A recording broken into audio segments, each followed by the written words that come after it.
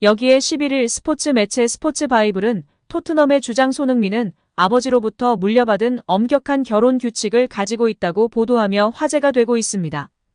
프로축구 선수 출신으로 알려진 손흥민의 아버지 손흥정 씨는 손흥민 선수가 어렸을 때 4시간씩 기합을 주며 엄하게 훈련시킨 것으로 유명합니다. 손흥민이 월드클래스라는 주장이 나왔을 때는 강하게 반박하며 더 많은 것을 요구하기도 했는데요. 그중 하나가 결혼 규칙입니다. 손흥민이 분데스리가 함부르크와 레버쿠젠에서 뛰었던 당시 은퇴할 때까지 결혼해서는 안 된다는 규칙이 아버지의 가장 강력한 입장인데요. 손흥민은 자신의 직업이 최우선이 되어야 한다고 느끼기 때문에 아버지의 입장에 동의하고 있다고 합니다. 과거 가디언과 인터뷰에서도 아버지도 이렇게 말씀하시고 저도 동의합니다라고 했습니다. 이어 결혼하면 1등은 가족, 아내, 아이들, 그 다음이 축구가 될 것이라며 은퇴할 때나 33, 34이 되어도 가족과 오래 살 수 있다고 했는데요. 축구 팬들은 프로페셔널한 손흥민 부자의 멘탈이 훌륭하다며 칭송하나 과연 손흥민 선수가 누구와 결혼하게 될지 궁금증이 높은 상황입니다. 또한 우려하는 것은 손흥민 선수가 다른 선수들처럼 33, 4세 은퇴할 수준이 아닐 거라는 건데요. 어린 시절부터 철저하게 자기 관리에 힘쓴 손흥민 선수는 운동 회복 능력이 남다르다라는 평가를 받고 있습니다. 이에 지밖에 모르고 철저히 개인 관리를 해온 호날두급으로 선수 생활을 할 수 있을 터인데 그럼 37세까지는 기본일 텐데 그럼 결혼은 언제 해야 하는지 걱정이 되는 것입니다. 그렇다고 33, 4세 은퇴하면 안 되고요. 이에 다시금 손흥민을 향한 유명 아나운서이자 앵커의 찐 리액션이 화제가 되고 있습니다. 자세한 소식 살펴보도록 하겠습니다. 미국 MBC 방송국의 간판 아나운서이자 앵커인 레베카 로우와의 에피소드인데요. 그녀는 MBC와 MBC 스포츠에서 근무하는 영국계 미국인 텔레비전 진행자이자 앵커입니다. 그녀는 이전에 BBC 및 ESPN에 있었고 BBC 뉴스 진행자 크리스 로우 딸로 유명세를 탔었습니다. 성인된 이후에는 스포츠에 대한 관심이 높았고 그중 축구에 대한 진지한 사랑으로 ESPN 입사 후 프리미어리그 팀에서만 활동하였습니다. 그녀는 수려한 외모뿐 아니라 축구에 대한 열정, 애정이 높은 것으로 유명했습니다. 또한 MBC의 주간 호스트로서 하계 및 동계올림픽 게임의 모든 보도를 담당하며 많은 사랑을 받았습니다. 2014년 소치, 2016년 리우데자네이루, 2018년 평창, 2020년 도쿄, 2022년 베이징 올림픽까지 메인 보도를 진행하며 많은 팬들의 관심과 사랑을 받아왔고 그녀의 전문성과 스포츠에 대한 열정을 많은 팬들이 사랑했습니다. 그녀는 오랜 기간 프리미어리그를 담당하고 있어 수많은 프리미어리그 스타 선수들을 그런데 그녀가 손흥민과의 인터뷰를 진행하며 이전과 달리 굉장히 긴장하고 쑥스러워하는 모습과 더불어 마치 아이돌을 보는 듯한 눈빛이 화제가 되었습니다.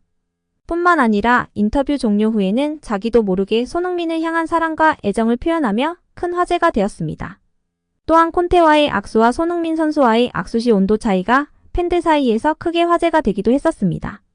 현지 팬들은 MBC 방송국의 간판인 그녀가 소니를 향해 소녀처럼 좋아하는 모습이 크게 화제가 되었고 흐뭇했던 것 같습니다. 영국 현지에서는 손흥민 선수가 실력도 실력이지만 항상 겸손하고 최선을 다하는 그의 성격, 인성에 대해 높이 평가하고 있습니다. MBC 간판인 로우도 수많은 빅스타들을 만나왔지만 손흥민처럼 인성이 좋았던 선수를 많이 보지 못했을 것 같습니다. 그래서 진심 어린 팬심으로 리액션이 나오면서 화제가 되었던 것 같습니다. 한편 손흥민을 향한 애정은 레베카 로우뿐 아니라 많은 여자 축구 선수도 표현했었는데요. 대표적으로 베타니 발서, 알리샤 레만, 로렌 피켓 등이 있습니다. 손흥민이 힘든 시기를 보낼 때 SNS에 글을 게시했는데 좋아요와 댓글이 150만 개나 달리며 위로와 격려를 받았습니다. 여기에 한 댓글이 큰 관심을 받았는데요. 바로 미국 여자 축구 선수 베타니 발서의 댓글이었습니다. 발서는 메리 미라는 댓글을 달며 크게 화제가 되었습니다. 미국의 촉망받는 여자 축구 선수가 공개적인 댓글로 청혼을 하여 많은 팬들과 관심과 이목을 받았었죠. 후에 발서는 남자 축구 선수 중 가장 닮고 싶은 선수로 손흥민을 꼽기도 했습니다. 두 번째로는 알리샤 레만이 있는데요. 레만은 남자 축구 선수 못지않은 팔로워 수가 증명하듯이 엄청난 인기를 자랑하는 여자 축구 선수입니다. 화려한 축구 실력과 더불어 수려한 외모로 많은 남성 팬들을 보유하고 있는 그녀가 손흥민은 빠르고 기술이 좋고 에너지가 넘치는 축구 선수라고 생각하고 가장 좋아하는 축구 선수 중 한 명이라고 평가했습니다. 그녀가 유일하게 먼저 팔로우한 남자 축구 선수가 손흥민이라 크게 관심을 받으며 화제가 되었습니다. 마지막으로는 로렌 피켓인데요. 앳된 외모의 그녀는 토트넘 여자 축구단에 입단하며 빠르고 기술이 좋은 선수라 손흥민과 닮았다는 평가를 받았고, 실제 인터뷰에서 가장 존경하고 좋아하는 선수로 해리 케인과 손흥민을 꼽았습니다. 이처럼 수많은 슈퍼스타들이 손흥민 선수를 향한 애정을 드러내곤 했는데요. 과연 손흥민의 배우자는 누가 될까요? 은퇴 후 결혼을 고려한다고 했는데 은퇴 시기가 늦어졌으면 하는 팬심과 빨리 행복한 가정을 꾸렸으면 하는 마음도 드는 것 같습니다. 법원이 정몽규 대한축구협회 회장에 대한 문화체육관광부의 중징계 요구 처분을 중지해 달라는 대한축구협회의 집행정지 신청을 받아들였습니다. 서울행정법원 행정오부 김순열 부장판사는 오늘 11일 축구협회가 문체부 장관을 상대로 낸 특정감사 결과 통보 및 조치 요구 집행정지 신청을 인용했다고 밝혔습니다. 재판부는 이 처분이 신청인 축구협회에게 회복하기 어려운 손해를 초래할 우려가 있어 긴급히 집행을 정지할 필요가 있다며 또한 집행정지가 공공복리에 중대한 영향을 미칠 것으로 보기 어렵다고 판시했습니다.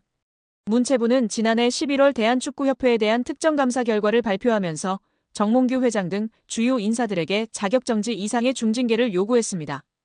이에 불복한 축구협회는 지난달 21일 문체부 처분 취소 소송을 제기하며 징계 효력을 멈춰달라는 집행정지 신청도 함께 제출했습니다. 법원이 이날 집행정지를 인용하면서 정몽규 회장에 대한 중징계 요구의 효력은 본안 소송 판결 전까지 정지됩니다. 이에 따라 정 회장은 오는 26일 치러지는 축구협회 차기 회장 선거에 후보 자격을 유지할 수 있게 됐습니다. 축구협회 정관에 따르면 자격정지 이상의 징계를 받은 사람은 축구협회 임원으로 선출될 수 없도록 규정돼 있습니다. 따라서 문체부의 요구대로 중징계가 확정됐다면 정 회장은 후보 자격을 박탈당했어야 합니다. 여기에 대한축구협회가 신청한 특정감사 재심의가 기각됐습니다. 이에 따른 감사 후폭풍이 시작될 것으로 보입니다. 문화체육관광부는 2025년 1월 2일 대한축구협회가 신청한 특정감사 재심의에 대해 기각을 결정해 통지했다라고 밝혔습니다. 앞서 문체부는 27건의 위법 및 부당사항들에 대해 축구협회에 징계, 시정, 주의제도 개선 등을 요구했으며 합리적인 개선 방안을 마련하도록 통보했습니다. 축구협회는 이에 대해 재심의를 신청했고 문체부는 감사심의위원회를 개최해 7개 안건에 대한 심의 후 최종적으로 모두 기각했습니다. 재심의가 받아들여지지 않으며 축구협회는 한 개월 내 징계에 대한 징계 의결 뒤 결과를 통보해야 하며 제도 개선이나 시정 조치에 대해서는 2개월 내에 문체부에 알려야 하는 상황입니다. 문체부는 최종 감사 결과 발표 당시 감독 선임 과정, 징계 축구인 기습 사면 및 철회, 천안축구종합센터 건립보조금 허위 신청 등에 대한 책임으로 자격정지 이상 중징계를 요구했습니다. 더불어 문체부는 김정배 부회장, 이임생 기술총괄이사 등에게는 홍명보 현 국가대표팀 감독 선임 과정에 책임을 물어 자격정지 이상의 중징계를 요구했습니다. 이어 홍명보 감독에 대해서는 전력강화위원회를 통한 재선임을 통보, 계약 유지 혹은 해지 여부 등에 대해서는 협회의 자율에 맡겼습니다. 문체부 관계자는 이번 축구협회의 재심의 신청 기각에 대해 해당 내용을 다시 살펴본 결과 문제가 없다고 판단했다. 중징계 정몽규 회장, 김정배 부회장, 이임생 이사의 자격정지 이상의 징계와 관련해서 축구협회가 한 달 내로 통보해야 한다. 이후 문체부는 이행 여부를 들여다볼 것이다. 이행감사 또한 이뤄진다라고 전했습니다. 축구협회의 감사 후폭풍이 이어질 것이라고 알렸는데요.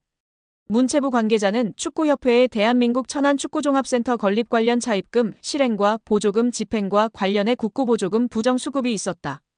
보조금 환수 절차를 밟을 예정이다. 보조금 56억 원 전체가 환수 대상인지 여부 또한 따져 물을 예정이라고 말했습니다. 이어 보조금 환수 절차와 함께 이에 따른 제재 과징금이 내려질 것이다. 과징금은 환수금의 5배이다라며 국가사업에도 배제될 가능성이 있다. 한 해 축구협회에 370억 원의 지원금이 나간다.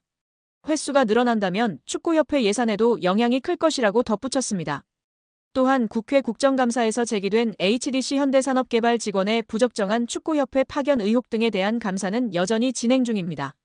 문체부는 해당 감사 또한 곧 공개할 예정이라고 밝혔습니다. 이로 인해 축구계에서는 걱정이 이만저만이 아닌데요. 최악의 상황을 걱정하고 있습니다. 최악의 상황이라 함은 보조금 환수 절차와 함께 이에 따른 제재 과징금이 내려질 것이기 때문입니다. 과징금은 환수금의 5배이기 때문입니다. 이에 더해 축구협회에 지급되던 370억 원의 연간 지원금도 배제될 가능성이 높아지고 있습니다. 이 같은 조치는 재정적으로 궁핍한 축구협회 입장에서는 자칫 파산, 부도의 위기로 내몰릴 수 있다고 판단됩니다.